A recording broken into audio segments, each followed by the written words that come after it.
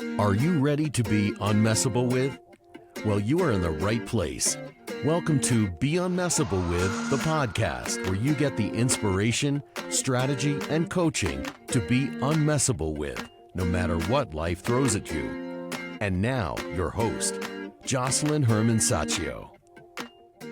Welcome to Be Unmessable With, the podcast. I'm your host, Josselyne Herman-Saccio, and today my guest is an award-winning director. He's a writer, he's an artist, he was a chemist, an Adman back in the Mad Men days. He's incredibly creative, incredibly smart, and he's most importantly, my father. His name is Harvey Herman, and I invited him to be on the show to really share about sort of what it takes to live an unmessable with life, because he is definitely an example of that. So I'm so happy he said yes, and welcome to the show, my father. Dad, welcome. Hi everybody, whoever you are. Yes, exactly. Whether you're listening or watching, this is my dad, and this week is his 91st birthday. And yes, he does not look that old. For those of you that are watching, he does not look 91 at all. And, first, Dad, obviously, I have you on the show because you're my father, but I could have had you on the show anyway because you're a fascinating guy. You've had a fascinating life. You've dealt with a lot of things that could have sent you down for the count, but didn't.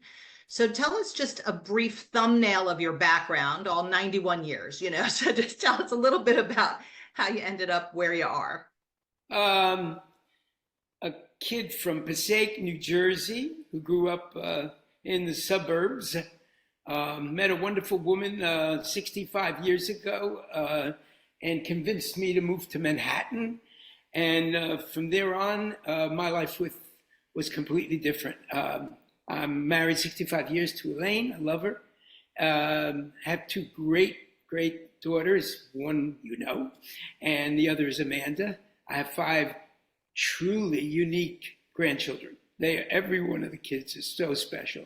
I've had a very speckled career. I started out as a chemist, went into advertising, became a commercial film director, had an advertising agency. A lot of different things. I love change. I love trying new things. I love taking risks. And that's what my life has basically been about. Yeah. And in your later years, let's just say since 80, in the last decade or so, you've been doing a lot of painting, and that seems to be, and writing, seems to be sort of you're creating your legacy in addition to your, decades in the advertising business and all the different campaigns that people would know that you created and worked on and invented. So tell us a little bit about your painting and, being able to actually fulfill on that dream, because I share a lot about why I didn't pursue my singing is because of our conversation when I was 5 years old in the Chevy, and you said, well, do your art as your career. And you did sort of stop painting at that point. But what had you be able to pick it back up? Well, you're right. I had this story, I think it came from my dad, but I'm not sure, that you couldn't have your art be your career, and you couldn't make money at it, enough money to support yourself. So I think I remember vaguely telling my daughter when she was 5 years old that you can't do the two together. And she says that on a number of podcasts, but it's so ironical because we moved to Hampton Bays in the Hamptons in New York almost 20 years ago. And I had always painted. Even when I was in the advertising business, I would paint at night. At different times I would paint, but I never got truly behind it. And I was always afraid I could not make a living at it. But when we moved out here, I'm sitting in my studio now, which was a dream for 40 years. My couple of paintings behind me, and I just started painting full time and love it dearly. It's been a passion of mine all my life. I also, through a seminar that I did with Joss, where I actually took on the project of writing my memoir, in a period of, I don't know, how long was it, Joss? Maybe 4 months? It was like 3 months. 3 months you wrote the first draft, yeah. In 3 months, I wrote 402 pages. I think 123 stories. And I love it. I mean, it turned out great. I'm very happy with it. Joss's daughter, Sophie, my granddaughter, encouraged me to do it, and it's been wonderful. So in a way, yes, you're talking about my legacy. My legacy is my art. My real legacy is my family. And my love, my true love is my family. Yeah, but that's where I am at this point. But there were a lot of times when, using your phrase, being unmessable, there were tough times. I mean, can I talk about a couple of those, Jeff? Absolutely. I mean, that's why the show is called Be Unmessable With. It's about resilience and situations that could have taken you down, but you emerged, transcended those circumstances. Yeah, the one that sticks out most is when I married Elaine. Her son Brucey was 10 years old, but I knew him from the time he was 5. And at the age of 37, he got AIDS and passed away within 8 months. And it was, oh God, it was earth-shattering. It was, I'm thinking about it now, and it was 1990, so it was quite a while back, but he was only 37 years old and his life was cut off. And it's a very special human being, and it could have really set my wife and myself really in a bad place. But we both looked at our lives, looked at what we had. We looked at Jossie and Amanda and the children and what our life had been about, and decided that Bruce wouldn't want us to settle for a life of grief. So we pushed on, and we still think about him all the time. I'm sort of watering up as I talk about him right now. But it was a tough time. And there've been a number of tough times. I was in business in 1982. 2 of my biggest clients went bankrupt, and I didn't know whether I could make it or not. And we just fired half the staff or let them go, and hired most of them back afterwards, but let them go and made a provision not to take money until we got whole again. And a very tough year, 1982, really tough year financially. But my wife, I'm blessed. I have a woman who stands behind me and supports me in everything. So, that was another one that really stood out. And what would you say, but if you look at those two or any one of them, what would you say you drew upon to rise from the situation, or rise from the ashes, or transcend the difficult circumstances? What was it that you relied on or tapped on? It's a tough question. I think we relied upon who we were for my wife and I, who we were for each other and the children, and the support of the family and everybody. But one thing that I never thought about that much when we were doing it, we decided to get into action, to have our life be powerful and to not allow ourselves to fall into the circumstances. So we just, I know when my wife and I cut back on everything financially, when we had that problem, when Brucey died, I remember reaching out. Mom and I took a course in the new school in painting and started doing some other things, but we got in action and having our lives be work. And I think that's one of the clues. Is I know I'm in Joss's course, and I know that every time I get stuck, I just get back. Instead of reacting to things, I start acting on stuff. And I think that's been the saving grace for my life, And actually,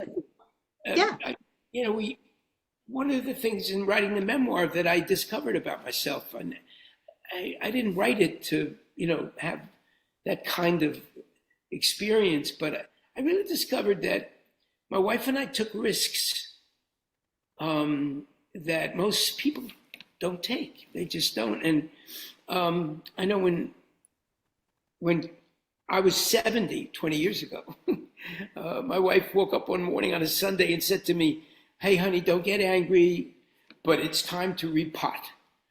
And I said, what would that look like to you? And she said, means we have to sell everything and start all over because we're not going anywhere. I mean, our life is great. It's terrific, but it's time for us to repot. And 6 months later, here we are out in the Hamptons. And we sold everything within 6 months and started all over at the age of 7. I was 70, she was 72. And I don't think a lot of people would do it at that age, but I think we took that risk and were willing to live life on the edge a little bit. So I think that's been a pattern in our life. That's what I discovered in writing, that we took risks a lot of times when we thought we'd been behind the 8 ball and things weren't working, but we just struck out and tried something different. That's it. Yeah. Yeah. And, what's interesting, what I can hear you saying in every answer that you've answered so far is you don't say I, you say we, my wife and I, we, my wife and I, almost every single time, if not every single time. I'd have to go back to the transcript, but it's interesting. Your relationship to yourself is so connected to mom, who's, the source of, as far as I'm concerned, to everything, talk more about that. Yeah. I've come a long way because when I was in my 20s, I really looked at women as second-class citizens. I didn't know it that well. I did yes training, and I discovered it, or they just told me to take a look at it, and I did. And I really shifted. I got to see who women could be for me. Women are the source of my life. I mean, my daughters are my coaches. My wife, I don't think there's been one decision or one move that it wasn't, she was sourced. She was the one who said, let's do this, let's do that. Let's try this, let's try that. And yeah, I mean, women are really wonderful, and women are smarter than men, let's face it. So, well, I'm not weighing in on that, but I will leave that to you to say. They're the source. They have much bigger visions most of the time. So I got smart. She's smarter than I am. So when she made a suggestion to do something, I took a look at it, and most of the times I did it. I would say almost every time I did it. So, and that's why my life has turned out. I mean, I have a great life. I mean, I can't even imagine. I didn't imagine. I'm sitting in this big studio now that, a year and a half ago we built, and I've been painting, like a wild man for the past year and a half, and it's one of my paintings behind us. Yeah, for those people that are just listening, I'll put a link to Dad's website in the show notes so you can see some of the art that he's talking about. But yes, go ahead. Yeah, it's going back to women, my wife is truly amazing. And let's talk about tough times. Elaine had a stroke 19 years ago. And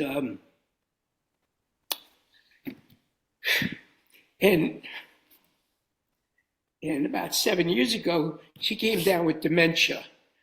And I'm the caregiver, and we're together. And there have been tough times. There really have been very hard times getting through a lot of this. But I don't think a day goes by where I'm not happy that I'm with her and she's with me. That's what it comes down to. But never look at this as a hardship. I look at it as a tough time, something that we have to deal with. And it could mess you. It could really. My brother, who's a few years older than me, constantly says, how do you put up with this? How do you manage this? Why do you, the kids have convinced me to finally get help. So in the past, I don't know, what is it, 3-4 months, I have help now. It makes a big difference. Not even, it's only been a couple of months. I mean, you're skimming over it, but for those of you listening, I mean, my mother had the stroke 19 years ago, so had no real use of her left side. So Dad's her main caregiver. Then she broke her pelvis, was in a rehab that almost killed her. We got her out, and then she broke her hip.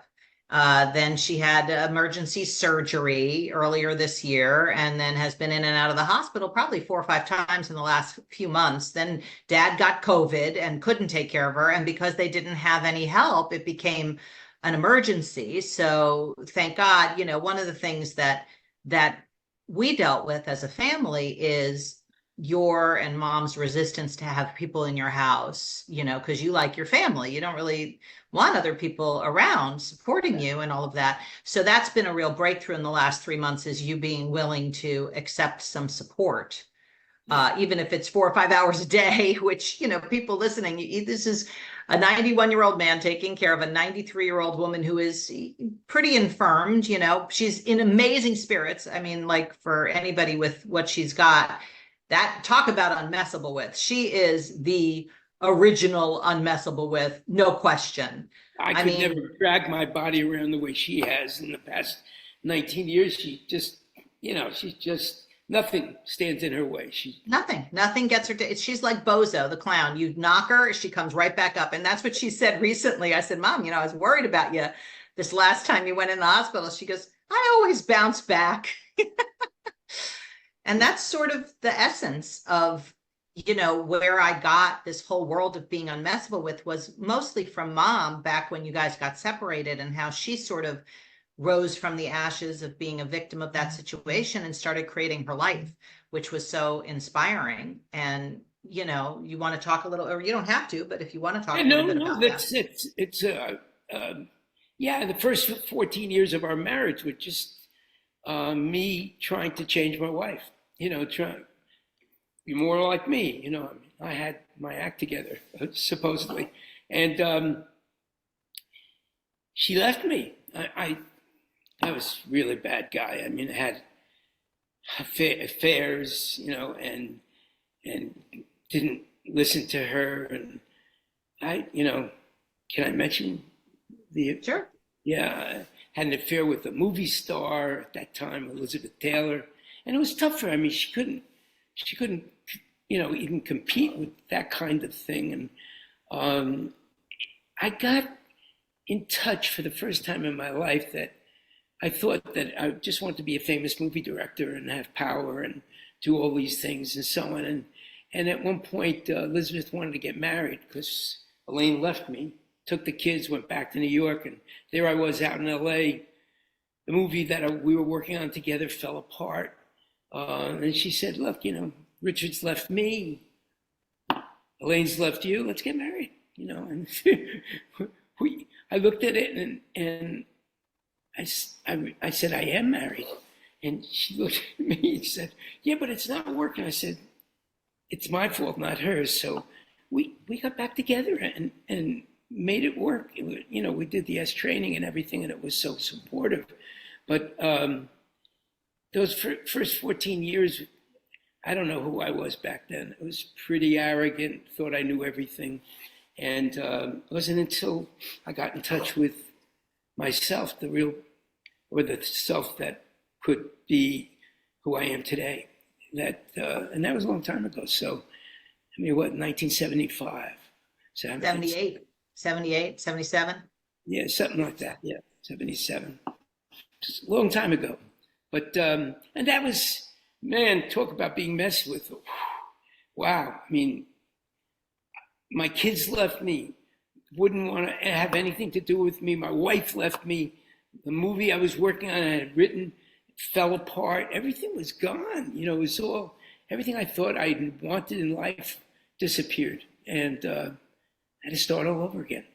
That was a long time ago, but thank God I came out the right end of things. So, yeah. Yeah, and I remember when you guys, Mom had done this transformative program called the S training back then, which gave her the muscle or the ability to follow her vision, to move back to New York and take us and really have some power, not like force kind of power, but some ability to create and fulfill on her vision. And then when you did it and you guys got back together, that's when I started to participate in transformative work, which was for sure the trajectory that set me on my path to being able to empower people to fulfill their dreams. And, you say 40 years painting was your dream. And as you know, 40 years living in Paris was my dream. And, one of the things that was stopping me was my concern for you guys. And, we were out here, with you almost every weekend and helping with the house and helping you guys and being available. And I was convinced that I'll just have to wait, and now I'll start to cry, till you die to live my dream, to live in Paris. And I remember you said to me, don't you dare. And Mom said to me, don't you dare wait till we die to live your dream. Go now. Mom, especially, she was like, do it. Now she misses me, and I know she wants me here when I'm not here, but that's true. Even if I'm in Manhattan, she wants me here when I leave. But, if it weren't for you guys, we wouldn't have been able to pull the trigger and have the courage to take that risk. So when you talk about that, you were always took risks, that's something you always encouraged us to do too. And to, go for our dreams. Even when I was a teenager and in college, and you were like, pursue your singing. What parent does that? No, the parents are like, no, get a backup career. You were like, go be a singer, be a singer. And I remember arguing with you, like, no, you don't understand. It's too risky. But that is definitely something that I learned from you. I learned the power of word from Grandpa, from your father, who lived to 105. And I learned about the power of taking risks and, creating your own path from you. Yeah. I don't know where it all came from. I do know that once I realized that family was the North Star for me, and, my painting and family both were my North Star, and I knew I had to follow it. When you said you wanted to go to Paris, I was I was sad, but thrilled that you would just change your life and go to Paris. How many people do that? Not too many. And then when you walk through the market and you show me the stuff and everything, and the food that you're eating and everything, wow, to get what you really dream of, that's life. If we could all, and I do, I sincerely, we had you do the S training when you were 11 years old. And I remember the first night, it was 2 weekends, it was a Saturday. She's 11 years old. We're lying in bed. She comes in and puts one arm over me and one arm over her and says, thank you, Daddy. Thank you, Mommy. God, thank you. How many kids do that? Give me a break. So, we have a life where our dreams are fulfilled because we say so. You say so, and I say so.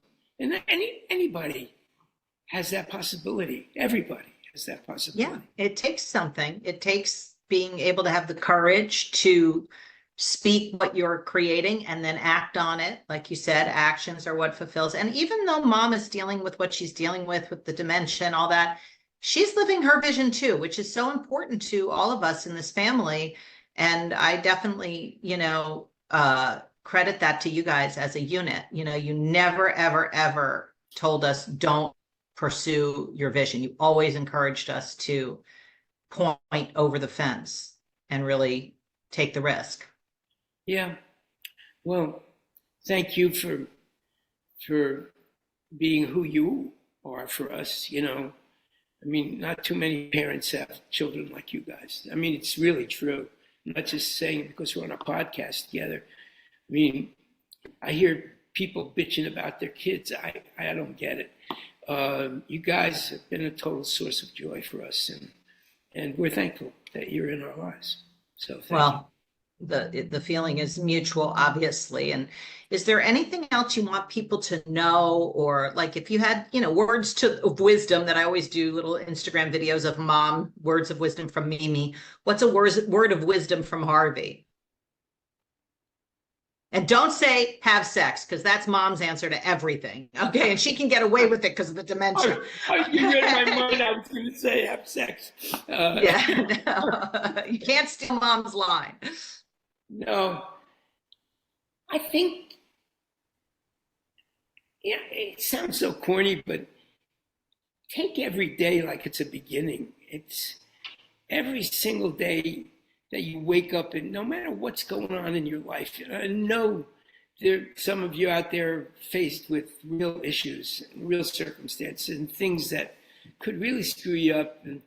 But you gotta understand that it's a long haul, and just take every day like it's important to be yourself, and don't live inside the circumstances. When things go bad, just realize that things are going to get better no matter what, if you stay on course.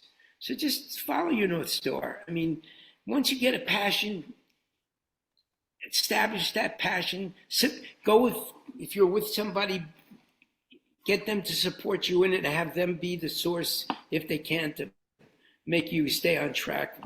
And life, it's not scattered. It's not random. There's a lot of rhyme and reason to our lives. And we either make it work within those reasons or not. But every day is a new beginning. Beautiful, beautiful. Yeah. And then, Dad, what I'll do is in the show notes for people, if they want to see your art, I'll put your website in there. And also your book is just out now. So they can find it on Amazon? It'll be on Amazon in a couple of weeks, yeah. And it's called It's Time to Repot. And it's a picture. The picture on the cover is the first weekend I met Mom. We had a Polaroid camera. She took a Polaroid of me, and I took a Polaroid of her. And that's what's on the cover, the two of us together. And that was 65 years ago. So, and it's time to repot. That's sort of the story of our life. It is on Amazon. We're having a little problems with production, but I'm pretty sure we can work most of these things out. Yes, I think the book will be out this week. So everybody, you can get it. It's time to repot. It's 123 stories. And just one of them is the Elizabeth Taylor one. So there's a whole wealth of interesting stories. I mean, literally, my dad was one of the mad men back in the advertising days and, created so many campaigns. And, I worked with my dad for many decades producing his commercials that he wrote and directed. And we had like a family business, but he's a visionary. So I encourage you all to pick up the book and check out his website. And Dad, thank you so much for being on the show. And most of all, thank you for adopting me and being my father. Thank you again for tuning into this week's episode of Be Unmessable With, the podcast. And I never take for granted that you spend time with me. And I always want to make sure that you get value when you do. So I am including in the show notes a link for you for our Basics of Being Unmessable With workbook. It's a 12-page workbook that gives you all the basics of developing yourself to be unmessable with no matter what life throws at you, to be able to shift from the world of reaction to creation on a dime. And it'll give you a whole practice that you can implement in your daily life over and over and over again. So click on the link below and grab that 12-page workbook and let me know what you discover as you engage with it. Have a great week.